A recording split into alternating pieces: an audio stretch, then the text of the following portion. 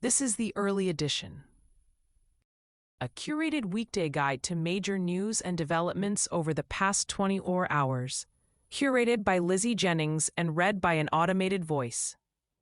Published December 12, 2025 on Just Security, an essential resource for those shaping a just and secure world. Here's today's news. U.S., Caribbean, and Pacific operations. The Treasury Department yesterday announced new sanctions on 6 Venezuelan shipping companies that transport oil and 3 nephews of Venezuelan President Nicolas Maduro's wife. The Trump administration is also seeking the legal authority to seize the oil from the Skipper, a tanker seized by U.S. forces near Venezuela on Wednesday. President Trump yesterday reiterated past warnings about a greater escalation, saying that strikes against Venezuela are going to be starting on land pretty soon. Nicholas Nahamas, Tyler Page, Farnaz Fasihi, and Alan Rappaport report for the New York Times. The United States is preparing to intercept more sanctioned oil vessels off the Venezuelan coast, as part of the Trump administration's campaign to pressure Maduro, according to 3 sources.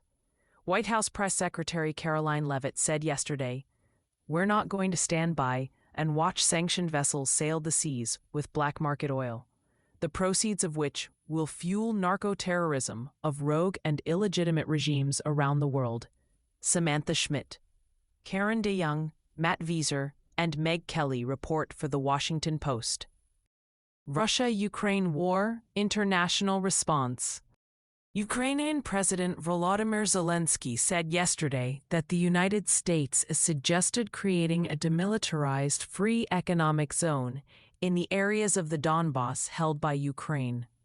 If someone withdraws from one side, as they want Ukrainians to do, why doesn't the other side of the war withdraw the same distance in the other direction? Zelensky told reporters, adding, "When you talk to us about a compromise, you have to offer a fair compromise." Zelensky said that ultimately the question of territory would be for the people of Ukraine to answer, either through an election or a referendum. Christian Edwards and Costa Gak report for CNN. Yulia Daisa reports for Reuters.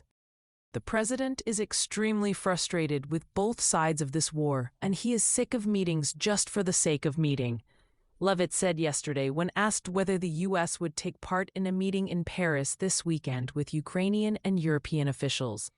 Zelensky said yesterday that the Trump administration has not issued a firm ultimatum, but wants a full understanding of where we are with this agreement by Christmas. Barak Ravid reports for Axios. Russia is already escalating its covert campaign against our societies, NATO Secretary General Mark Rutte warned yesterday, adding, "We must be prepared for the scale of war our grandparents and great-grandparents endured." Rutte also said that supporting Ukraine was a guarantee for European security and called for a rapid increase in allied defense spending and production. Frank Gardner and Pauline Kola report for BBC News. Israel-Hamas war, ceasefire. The Trump administration is planning to appoint a U.S. 2-star general to command the International Stabilization Force, ISF, in Gaza, according to 2 U.S. officials and 2 Israeli officials. The Israeli officials said UN Ambassador Mike Waltz told Israeli Prime Minister Benjamin Netanyahu this week that the Trump administration is committed to leading the ISF. The White House officials stressed there will be no U.S. boots on the ground. Barak Ravid reports for Axios. Torrential rain in Gaza yesterday flooded hundreds of tents and led to the death of a baby girl, local health officials said. Cold, overcrowded, and unsanitary conditions heightened the risk of illness and infection, UNRWA said yesterday, adding this suffering could be prevented by unhindered humanitarian aid, including medical support and proper shelter. Nidal al-Mughrabi and Ramadan Abed report for Reuters. Wafa Sharafa and Bassem Moreau report for AP News. Other global developments. More than 413 civilians have been killed by bullets, grenades, and bombs, including many women, children, and young people. In the South Kivu province in Eastern Democratic Republic of the Congo, DRC, in a recent surge of fighting, a spokesperson for the South Kivu government said late Wednesday. The spokesperson added that the forces present in the cities in South Kivu are composed of Rwandan special forces and some of their foreign mercenaries. Rwanda-backed M23 rebels announced on Wednesday that they had taken control of Uvira in South Kivu. Justin Kabumba and Monica Pranchuk report for AP News. Thai Prime Minister Anutin Charnvirakul told reporters he would speak to Trump this evening to give him an update about the ongoing conflict with Cambodia as fighting continues for a fifth day. The clashes this week have killed at least 20 people, with more than 260 wounded, according to reports by both countries. Panarat that Gumpanot reports for Reuters. Venezuela's National Assembly yesterday unanimously voted to repeal a law ratifying the Rome Statute, paving the way for Venezuela to withdraw from the International Criminal Court. Maduro is expected to sign the repeal so that the country can formally notify the ICC that it intends to withdraw. Reuters reports. U.S. Foreign Affairs. The Trump administration is creating a new Pax Silica coalition with Singapore, Australia, Japan, South Korea, and Israel to counter China's dominance in critical minerals, AI, and other advanced technologies. The partners are set to sign the declaration today, paving the way for joint research and development, manufacturing, and infrastructure development intended to rival China's Belt and Road Infrastructure Initiative. Undersecretary for Economic Affairs Jacob Hellberg told Politico, Phelim Kine reports. The State Department's Bureau for African Affairs said yesterday it could cut foreign aid to South Sudan, accusing South Sudan's government of imposing exorbitant fees on humanitarian groups and obstructing their operations. The department's statement said South Sudan is driven by poor governance, a failure to spend public revenue for the benefit of the people, the insecurity created by South Sudanese leaders, and predatory rent-seeking directed against humanitarian aid. The government in South Sudan has yet to respond to these allegations. Deng Machal reports for AP News. U.S. immigration developments. A federal judge yesterday ordered the Trump administration to release Kilmar Abrego Garcia from ICE custody immediately, finding that Garcia has been held in ICE detention unlawfully, given the lack of a lawful removal order. Alan Feuer reports for the New York Times. Democratic lawmakers yesterday questioned Homeland Security Secretary Kristi Noem on the Trump administration's aggressive immigration enforcement tactics. The hearing, held by the House Homeland Security Committee, opened with Representative Benny Thompson, D-Miss, urging Noem to resign from her post. Madeline No reports for the New York Times. Tech developments. The Office of Management and Budget yesterday released guidance requiring federal agencies to ensure any AI systems they purchase adhere to two unbiased AI principles: truth-seeking and ideological neutrality. The guidance is framed as a policy development of Trump's executive order, preventing woke AI in the federal government. Maria Curie reports for Axios. Trump yesterday signed an executive order that seeks to curb states' ability to regulate AI. Cecilia Kang reports for the New York Times. U.S. domestic developments. A federal grand jury yesterday declined to indict New York Attorney General Letitia James, according to several sources. This is the second time in a week that jurors have refused to charge James.